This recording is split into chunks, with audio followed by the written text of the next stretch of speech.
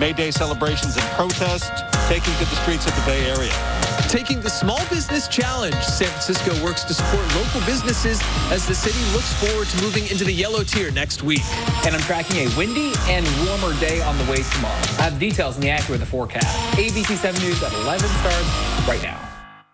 Building a better Bay Area. Moving forward, finding solutions. This is ABC 7 News. Taking a live look outside, boy, you can really see our Mount Tamcam shaking in the wind there. Parts of the Bay Area will see gusty weather once again tomorrow. Earlier today, wind in San Francisco caused a bit of damage, trees and wires coming down. With that, we say good evening and thank you for joining us. I'm Dion Lim. Right away, let's get to ABC 7 News meteorologist Drew Tuma with more on these windy conditions. Drew. Yeah, Dion, we certainly started out the weekend with a lot of wind. Certainly some spaces close to the coast saw winds gusts in excess of 50 miles per hour. And those winds, they're going to stick around for another day tomorrow. Look at these peak wind gusts. SFO, 53 miles per hour. Pretty much everywhere across the Bay Area, winds were gusting anywhere from 20 to 40 miles per hour. That onshore flow keeping us on the cooler than average side to start out the weekend today. Winds right now, they've backed off a little bit, but they're still pretty strong. San Francisco gusting over 20, the same at Half Moon Bay. So with these elevated winds tonight, it'll keep us on the mild side, so to speak, for this time of the year. But those winds will cause an issue in Solano County. A red flag warning. Yeah, high fire danger. We're already talking about it this time of the year.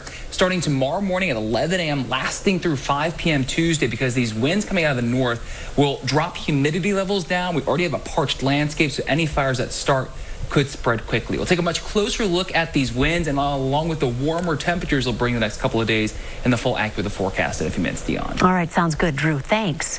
Now, the strong gusty winds had San Francisco emergency crews on the run this afternoon as trees blew over and power lines broke loose. In one case, a man escaped with his life when a huge pine tree came crashing down. The tree's roots were ripped from the ground at this park near the Embarcadero. The 90-foot pine toppling over, briefly trapping a man beneath its branches. He managed to crawl out. Paramedics took him away in a wheelchair, but he is expected to be okay. A potentially dangerous scene a few miles south between the 101 and 280 freeways. Energized wires broke loose from poles. The street was shut down while a PG&E crew repaired the lines.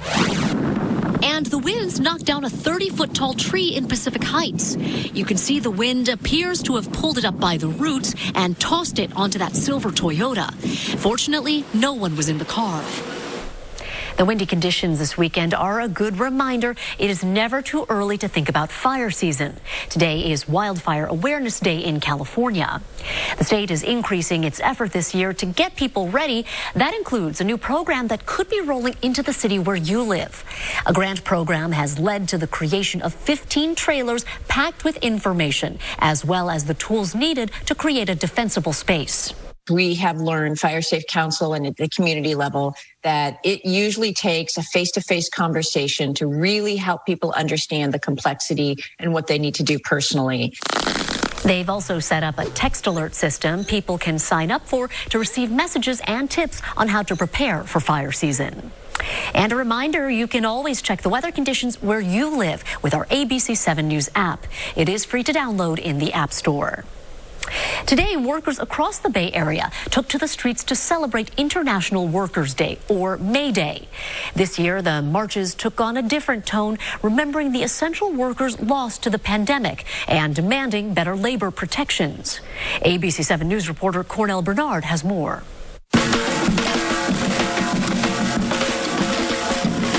A drumbeat on Market Street. Union workers marching to celebrate May Day. Because we fought to be able to have rights and to be able to work 8 hours. Monique Brown is a carpenter from Richmond who stayed on the job through the pandemic. She's marching for those who could not. I'm glad everybody did pull together and help those out that weren't able to work. What kind of power? May Day celebrates international workers and their fight for an 8-hour workday, going back 100 years. This year, May Day has a greater meaning. Many workers have lost their lives doing what they do, and many workers have been laid off. Many labor unions calling for the passage of Protecting the Right to Organize, or the PRO Act.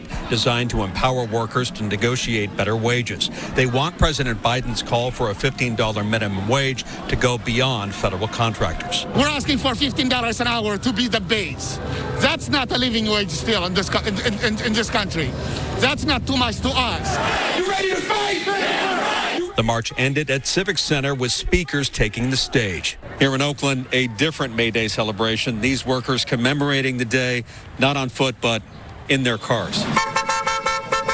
This car caravan on the move, taking the issues of workers' rights and racial injustice to the streets. And our theme really is uniting low-wage workers while at the same time protesting against police violence.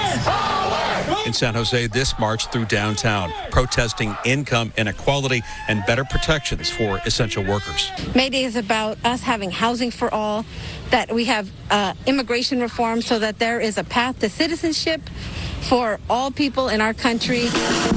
Action and activism across the Bay Area. Cornell Barnard, ABC 7 News. With improving COVID-19 metrics, San Francisco is expecting to make it into the least restrictive yellow tier next week. It'll give another boost to the economy, something we are focused on as part of our efforts to build a better Bay Area. As ABC 7 News reporter Matt Boone tells us, it all comes as the city celebrates Small Business Week and a challenge to buy only local products for the month of May. At Bookshop West Portal, these rolling outdoor shelves have become an important part of their business model. Owner Anna Bullard says some customers are still weary of any indoor activity. A lot of customers have mentioned they're waiting for the yellow tier before they actually go out more. That announcement could come next week, which also happens to be Small Business Week, with events planned throughout the city. I hope it'll increase foot traffic. Our business has been creeping up as more and more people venture out. It's also the kickoff of the 30-day Small Business Challenge. For the month of May, can you shop and dine using only small businesses? Sharky Laguana is the president of the San Francisco Small Business Commission. He was out earlier with San Francisco Mayor London Breed promoting the challenge, which is designed to modify your spending habits for the month. Like everybody else, we've become accustomed to ordering from Instacart and Amazon Prime. Signs like this underscoring the importance of supporting local businesses during the month of May. As you can tell as you walk down many streets, lots of them have not made it. The goal, of course, is to save the ones that have come this far. We're also making communities that are more lively and robust that we actually want to spend time in. I mean, who wants to walk down a street that's full of empty shops?